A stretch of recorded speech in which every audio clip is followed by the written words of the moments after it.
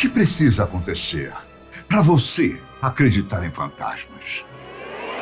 Apenas escutar uma história cheia de detalhes? Ou será que você precisa ver para crer? Hã? Se você ainda não viu, eu te garanto. Você só precisa permitir. Vá em frente. Não tem coragem? Que tal? Só um pouquinho. Permita que o sobrenatural se apresente na sua casa. Caso você ache melhor tirar suas próprias conclusões a partir de relatos e casos, então eu estou aqui para te ajudar. Essa não é a primeira história de uma pessoa que morreu e seu espírito ficou no mundo dos vivos e definitivamente não é a última. No entanto, talvez essa seja a prova de que nem todo fantasma quer o mal para as outras pessoas. Que ideia errada. Olha só. O ano era 1892, quando uma mulher chamada Kate Morgan, de 28 anos, fez check-in no então famoso Hotel del Coronado. Muito luxuoso, à beira do mar, lá no estado americano da Califórnia. Mesmo adulta e sendo considerada capaz de resolver os próprios problemas, ela nunca fez o check-out da hospedagem. Seu espírito, meu caro, continua lá, aprisionado nos cômodos onde ela passou seus últimos momentos de vida. Na época, o que os funcionários disseram foi que Kate estava aguardando a chegada de um cavaleiro para ser sua companhia no hotel. Ninguém soube dizer quem era esse homem. Apenas que depois de 5 dias de hospedagem, nenhuma pessoa apareceu para vê-la.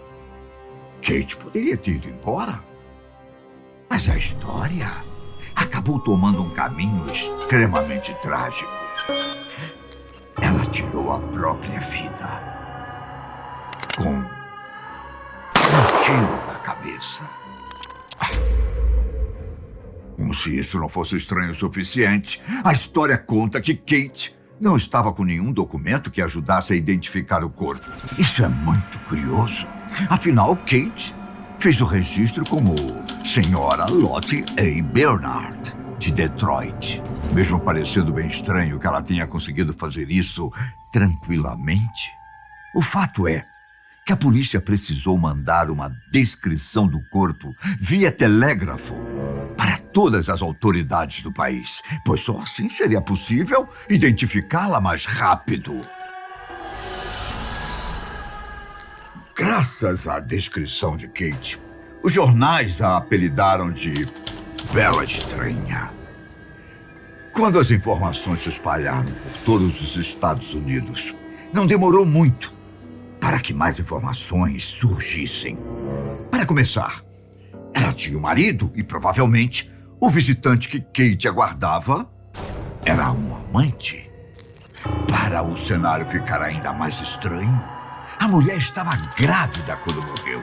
Eu sei o que você pensou. O filho só pode ser do amante. Ligando os pontos, poderia ser verdade. Mas para entender o que levou Kate até o hotel, e também a decisão de atirar contra a própria cabeça, primeiro você precisa conhecer um pouco do passado da Bela Estranha, não é mesmo? Kate Morgan veio ao mundo em 1864. E desde o dia em que nasceu até sua morte, a vida não foi fácil para ela.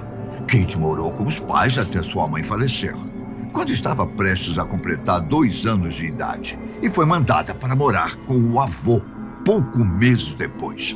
Ela morou por lá até seus 20 e poucos anos e só mudou de casa porque se casou com Thomas Edwin Morgan.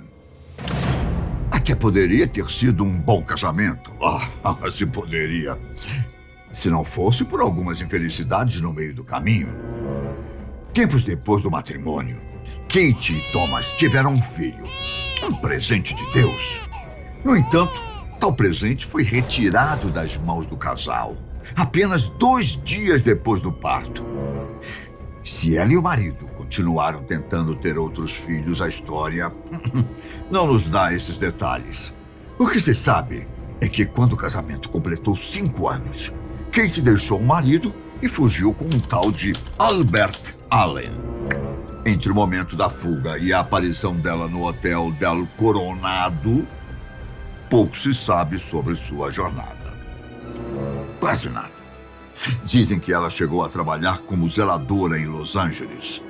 Já outros falam que a relação dela com o tal do Albert não durou muito tempo e que logo ela ficou sozinha e doente.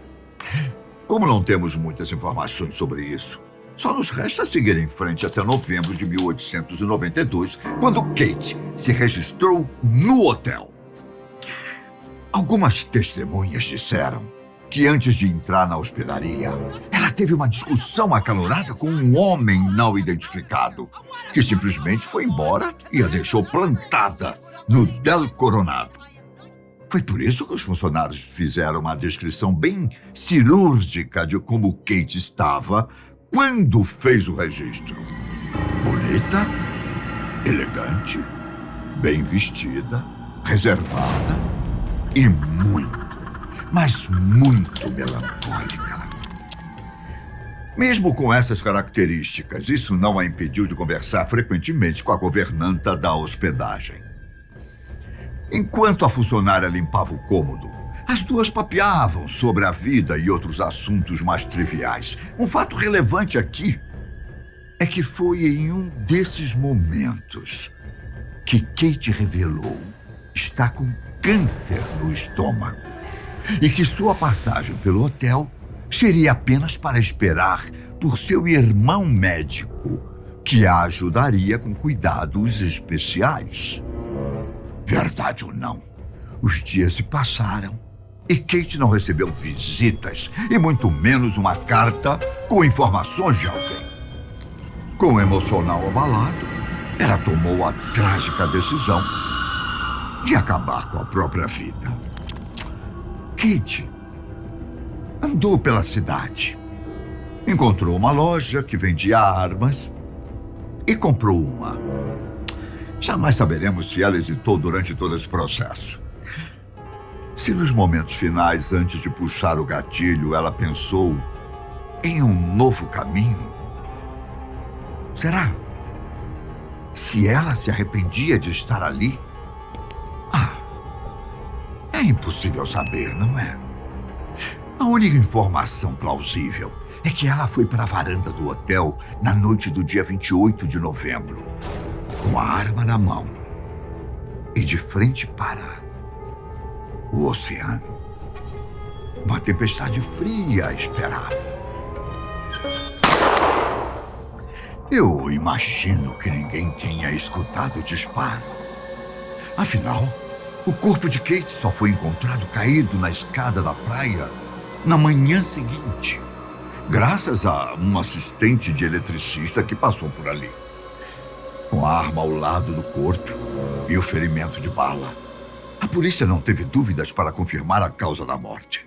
Só que as autoridades não se atentaram a um detalhe.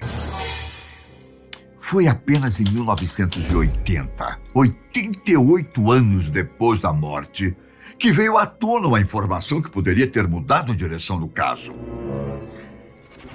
O advogado chamado Alan May, de São Francisco, estava investigando arquivos antigos quando encontrou um dado estranho envolvendo a morte de Kate. Basicamente, a bala que foi achada em seu crânio não tinha relação com o calibre da arma que ela havia comprado. Trocando em miúdos, talvez ela não tenha tirado a própria vida. Essa informação foi relevante o suficiente para surgir um novo interesse no caso. Mas ele nunca foi reaberto oficialmente. Assim, só o que nos resta são as teorias e, claro, o teor sobrenatural da história, que veio em seguida.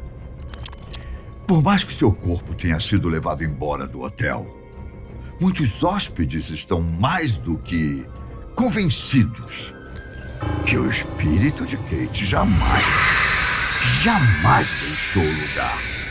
Não foram poucos os avistamentos relatados por pessoas que se hospedaram no Del Coronado, ou que simplesmente passaram em frente ao lugar.